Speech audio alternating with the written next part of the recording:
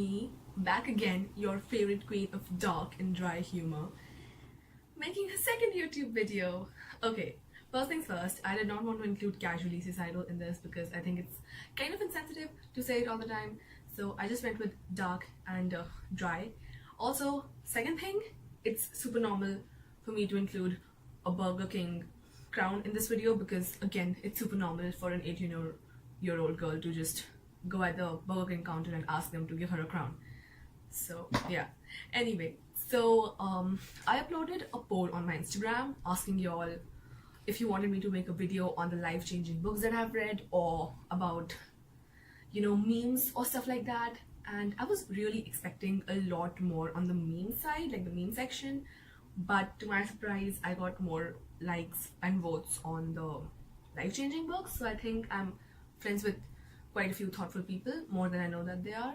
So here I am making a video on the life-changing books that I've read, and I just want to put it out there that I have not read a lot of self-help books or motivational books or, you know, the kind of books which people usually mention when they talk about life-changing books. And this is not even like an objective review of the books that I've read. This is really subjective. This is how these books have impacted me and the lessons that I have learned from these books and how they have changed my thought process and way of life in a way. So with that, let's get started. So the first book that I have is not actually a book, like a storybook or a novel, but it's actually a collection of like a compilation of poems by Ruskin. It's called A Little Book of Serenity or Serenity, however you may pronounce it, because I'm pretty sure I always pronounce it wrong after some guy in my school bus pointed it out to me. So yeah, so about this book does not have any poems which are essentially written by Ruskin himself, but these are curated by Ruskin. And the reason why I like this book so much is because it really keeps you in touch with how beautiful nature is and how amazing it is to just observe the little things that happen around you. So for instance, the first poem in this book, it's a haiku.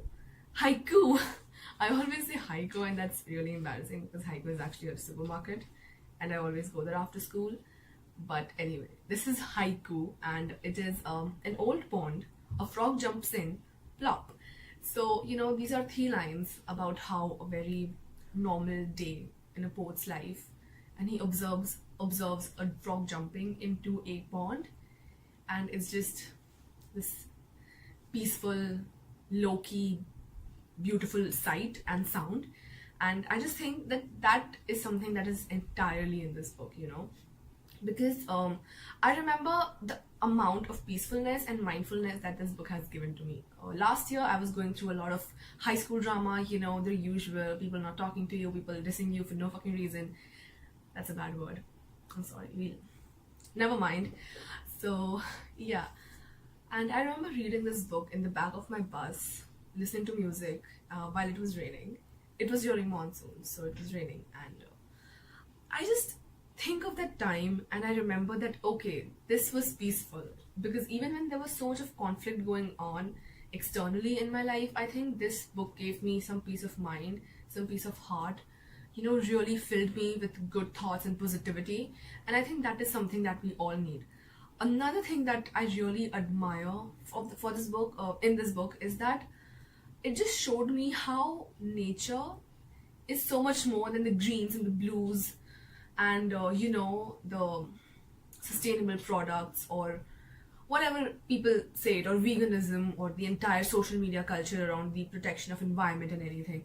As a person who loves writing poetry and just like writes anything and likes putting her thoughts into words all the time, I feel that this book really gave me that perspective to see how beautiful the nature around me is, how there is so much beauty in the trees and the birds and even the simplest of things, you know, because this book will show you beauty in the kettle sounds and the raindrops and the mud and the plants and, you know, stuff like the wolves.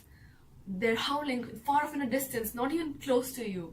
So, you know, maybe the owls, the crickets chirping, you know, all that stuff. It's just really, really peaceful and mindful to read this. The third thing that I really like about this book is it gives you the ability to visualize, right? Now, visualization is super important for anyone because I feel that visualizing something makes you really empathetic, because then you'll be able to imagine yourself in somebody else's situation. My hand was too close to the camera, I'm sorry.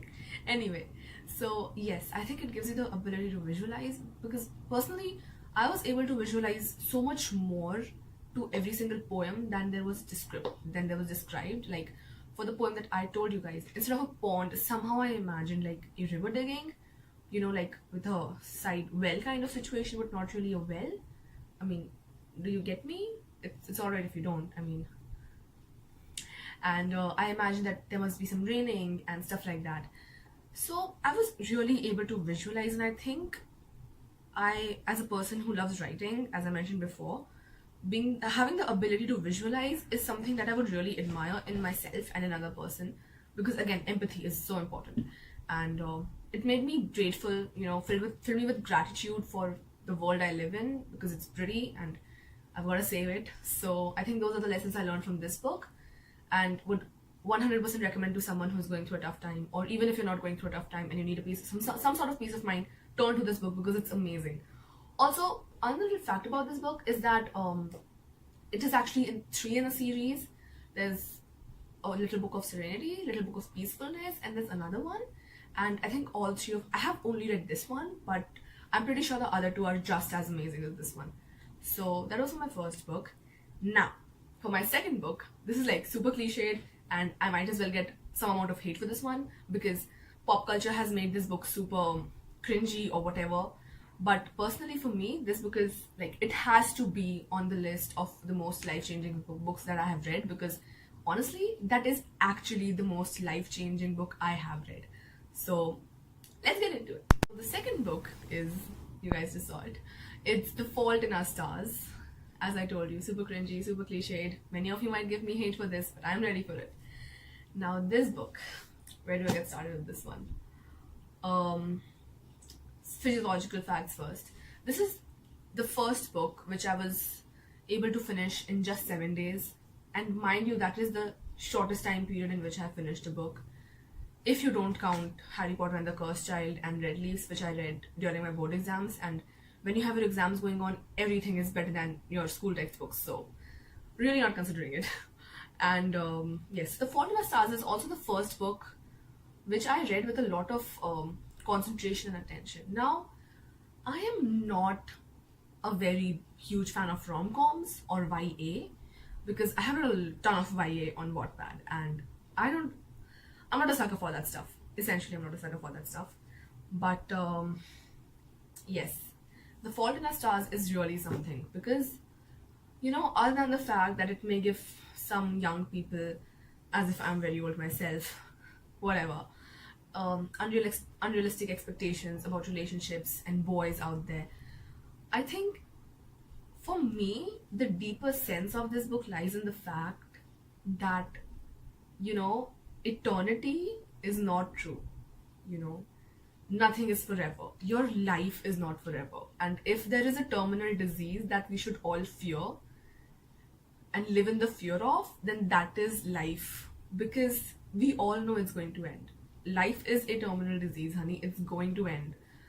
Just like Augustus's life ended before he wanted it to. Probably Hazel's. You know how Isaac lost his eyes before, you know, he would have wanted to see so many things, but he couldn't because he didn't have his eyes. And I think that is what The Fault in Our Stars teaches me personally, is that we have limited days. We are on borrowed time, all of us, and we should make the most out of it. We should spend this time doing the things that we like to do, not fearing judgment, not thinking that, oh my god, I can't talk loudly in public because the people are going to say something. You're probably not even going to see those people ever again.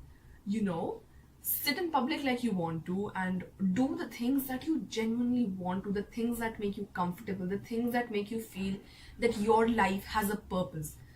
And having purpose to life is not just about earning big bucks or stuff like that. I think it's in the little things, and that's what The Fault in Our Stars is to me. It's about gratefulness. It's about wanting to live your life the way you want to, you know, doing what you want to do in the moment.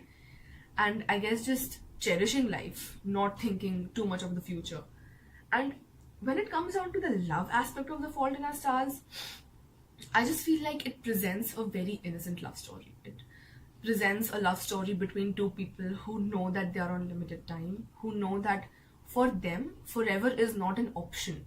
It's like, even if they love each other unconditionally, and even if as normal people they would have been able to live forever, the worldly concept of forever, they couldn't because they are not normal. They have a disease growing inside of them. So they just, in terms of romance, it's a very beautiful love story. It tells you that it's important to not take things fast, but it's important to tell someone you love them while you still have time.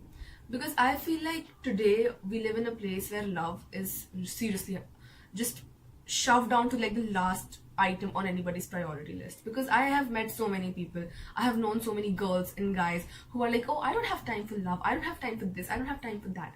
But what do you actually mean when you say that? Don't you have time to look at yourself in front of the mirror every morning and make sure that you're looking good enough? That's love, honey. You do it out of love for yourself, out of love for your appearance. Don't you wish your parents good morning before, or say them bye before going to school? That's love. Don't say you don't have time for love, because that's bull crap. And romantic love is also important. It's important to have someone you can send a good night text or a good morning text, and it's not overrated and it's not cringy. It's good to have someone who you can share every single aspect of your life and be happy about it. Because compassion, love, these things are very rare, and if you get them, go for them. And I think that is what this teaches us. Because the part where Augustus just goes head on and tells Hazel that, I may sound like an idiot, but I love you, and it will be like a privilege to have my heart broken by you. Someone does that in real life will be cringy, will be kind of creepy as well. But what it represents is that if you love someone, you tell them. You don't wait till they die, just go for it. Because if you find love, it's important to have it. So yeah, that was, I think I just went super aggressive with The Fault in Our Stars, because so many people have so many opinions on this book, and really negative opinions on this book. Because let's face it, we have all had that phase in life where we just love The Fault in Our Stars like it's no one's business. We have, if you are a reader, and if you have read The Fault in Our Stars, you have cried when Augustus died. You have cried when Hazel gave her eulogy. You cried when you saw the letter that, the eulogy that Augustus wrote for Hazel. And it's just beautiful. I mean, there is not much I can say about it, but it's beautiful. It has taught me the importance of love, compassion, the importance of living in the moment, the importance of cherishing the people you have around you, and the importance of cherishing life as a whole. So if this book was not there on the list, this list would either be absolutely incorrect, factually inaccurate, and pointless. So hate me all you want, but The Fault in Our Stars is a very life-defining book for me. So that's that. And for the third book that I have is not actually a hard copy, and I always get really sad when I talk about this book, is because this book is actually not available anymore on Wattpad. I read it back when I was in the 9th standard, I think, which makes me when I was like 14, 15. And the book was called Manhattan and You by this author known as Visionary Veins on Wattpad, and his profile just read a K with a similarity sign, the wave thingy you have.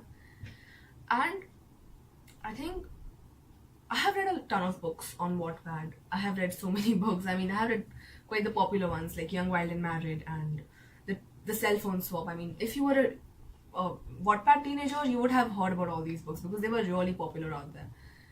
And even Manhattan and You had quite some views. It was pretty famous, but it was back then and it's not here anymore. But I still log on to Wattpad sometimes and I see if some miracle happened and it came back, but it didn't actually. And sometimes it makes me feel like, okay, what if this book was just a figment of my imagination? But it was too vivid to be a figment of my imagination. Anyway, so with this book, the story of this book is about a girl and a guy who are in different professions, who meet at this diner in New York. They decide to move in together because they don't have enough finances, and it is a very non-romantic kind of a moving in. They just move in for the sake of the finances and not love. And the girl knows that she shouldn't get attached to the guy because he wants to become a musician and he has a band, and she knows that he would be touring a lot and stuff like that. And she wants to become an author, and she's pretty much focused on her, building her own career, finding publishers and stuff like that. But they end up falling in love with each other naturally, a young girl and a young guy living in a house, doing tons of stuff together with common interests. They do end up falling in love with each other. And eventually the guy has to leave because he has a tour coming up. And the girl is upset, and they have no other way in which they can meet each other anymore, because he's obviously touring a lot, and she doesn't live in that apartment anymore because it's too expensive for her to afford a Brooklyn apartment all by herself, a Manhattan apartment all by herself. So she moves out and she gets a book published as well, and things work out for both of them individually. And again, this book is so close to my heart for some reason, because I feel like, just like The Fault in Our Stars, maybe I have a thing for sad love stories. I mean, I don't read a lot of love stories, and if you see this list, you're going to think that I'm a sucker for like romance novels and shit like that, but I'm actually a thriller person and I don't read a lot of love stories. But I think these two books have really put me in a zone where I have to mention them in a life-changing book segment. So yeah, it just teaches me that life has to go on. It's just sad to imagine yourself living without the person you love so much. And I think Manhattan in You tells me that no matter what it is, no matter who you lose, no matter what way you lose them in, you just have to move on with it, because, from the girl point of view, like, let's say Nora's point of view, she was still in the same city with the same people, the mutuals, or she may cross that apartment someday, or still go to the diner they first met in and stuff like that. Caleb, he moved out. Nora was the girl and Caleb was the guy, by the way. He moved out, he was touring and stuff like that, and for both of them, life just had to go on. And I think that that's pretty much the thing in life. You can't stop, and you shouldn't stop, because I think, it's a weird mix of emotions in my mind every time I talk about that book, because it's just so emotional. I remember crying so much the time they kind of just they got like super intimate with each other, and the next morning Nora is all sad because she knows Caleb is leaving, and Caleb is also super reassuring that it's okay, there's nothing we can do about this, and we can try to work this out, but they don't, because they know it won't work out. And in the end, they meet years later in the same New York diner, and they're two different people. There is Nora, who is a good, happy author, and there is Caleb, who is an established singer. And they meet again, and it's a very nice little fun reunion, but they do not rekindle love because they are two different individuals at that point. And I think it just really shows you that you meet so many people throughout your life. They live, some of them don't, some of them leave you forever, some of them live and they leave you forever, because that is what life is like. And I think you will always meet new people. There is no such thing as being irreplaceable. I think people teach you lessons that are irreplaceable, that you cannot learn from anybody else. But a person as a physical, tangible entity is not irreplaceable. And I think at the end of the day, you just need to sit back, know the lesson that you learned from a person, and move ahead with it. Because it's honestly just that matters at the end of the day. So that is what Manhattan and You taught me. And it also taught me that music and writing are a very good combination. So if you're a writer and if you fall in love with a musician, go for it. It's going to be a good love story. Anyway, so yeah, that was my list of 3 books, most of which were romance novels. And I'm kind of cringing at that fact because I don't read a lot of romance novels, but I just had to put it in there because these were the ones that have significantly taught me big lessons. I have read many books with a lot of lessons, like The Book Thief I have read everything else in my list is just thriller, and you can't really have life-changing lessons from thrillers because they're just for the thrill of it. But I have read The Book Thief. I have read Red Leaves, which is also a very life-changing book. But Book Thief and Red Leaves are both from the World War era, so they are more historical fiction than anything. But both of them also are very good books. They both teach you the value of family and how war ruins families and stuff like that. So yeah, it's both of them are pretty decent books. So if you ever want to read them, book suggestions: Book Thief is by Marcus Isaac. Amazing book, brilliant. It has John Green's review on it. And Red Leaves by Sita Brahmachari, again a very good book. She has Blue Skies and I think Jasmine Kites, Kite Jasmines, one of those two, I don't know. So yeah, these two are the other two books that I have really liked in terms of mindful, life-changing books. Not very life-changing, but I have learned some lessons from them, but not so significant that I could have included them in the video. So that was my list with all the main 3 books and the other 2 books, which I just happened to have mentioned. It was totally unplanned, but I just did. And right now I am reading this other book called Come Tell Me How You Live, which is an archaeological memoir, if that's how you pronounce it, by Agatha Christie. Agatha Christie is hands down my favorite author because the way she writes thrillers thrills me. And yeah, so she's also the first author I read with so much diligence. I read this graphic novel which had crime stories like and then there were none, and there was a Hercule pirate. I really don't know my pronunciations, you guys. What is wrong with me? Anyway, so yeah, so Agatha Christie has been one of my favorite authors. Definitely a sucker for that one. So yeah, I think books are amazing. That's all I'll say. Books really help you escape the reality. They just keep you really, happy whenever you read them. And I know for some people it gets boring to read books. Honestly guys, once you get a hang of it, once you get addicted to it, you will like it. So yeah, that's what I have to say about books. And I'm also going to be updating like my bookshelf because it's just so many thrillers and I'm trying to experiment with different genres. So I'm probably going book thrifting. I might vlog it. So if you have any book suggestions, drop it down in the comment section because I really like taking suggestions for some things which are not music.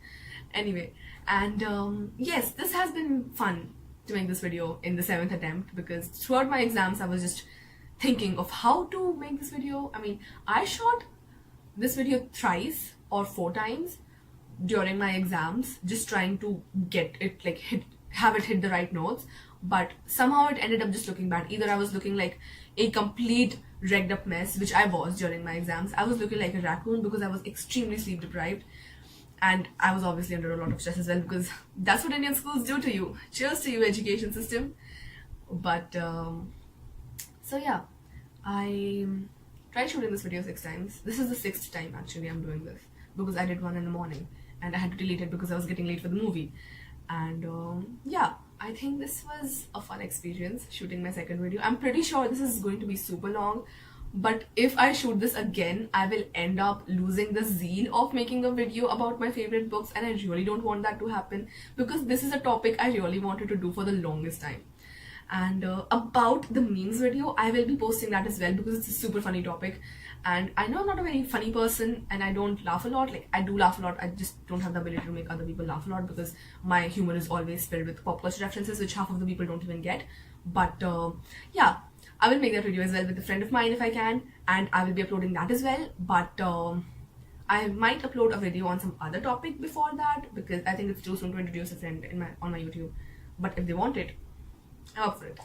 Also, I wanted to mention that thank you so much for the loving response that I have received from you guys. It's been absolutely overwhelming to read your comments and the feedback that you all gave me on Instagram. And it's not even just about the fact that it was all positive feedback, because a lot of people commented on how my accent seems a little fake. But honestly guys, I think when I just speak too fast, it just becomes this way, and I really don't try to fake an accent. And some people also mentioned about my pronunciation on things. You know, I'm bad at pronunciations. I just mentioned that like a few minutes ago. I can't pronounce things properly. It's not my fault. It is there. I'm trying to work on it. Yes. Also, I wanted to say thank you to you all for even giving me a feedback, because at least I know that people want to be involved in this channel and how it's progressing. And it just makes me so happy because I have waited for the longest time to start my YouTube because I have feared criticism so much. But now I feel like I'm on the field, and despite the fact that it can get really negative sometimes, by far it's been super positive. So I just wanted to give you guys a big thank you for the amazing response there is. So yeah, subscribe to my channel if you haven't already, like this video, and share this with your friends if you want to, because it's just like super simple to share, just very simple, just a few stacks over there, it's easy. And because I would like my channel to expand, and I know you all would too, because you're all supporting, like a supporting fam of mine. Yes. And yeah, thank you so much, that's all I can say. So keep watching, I'll see you guys next time, bye.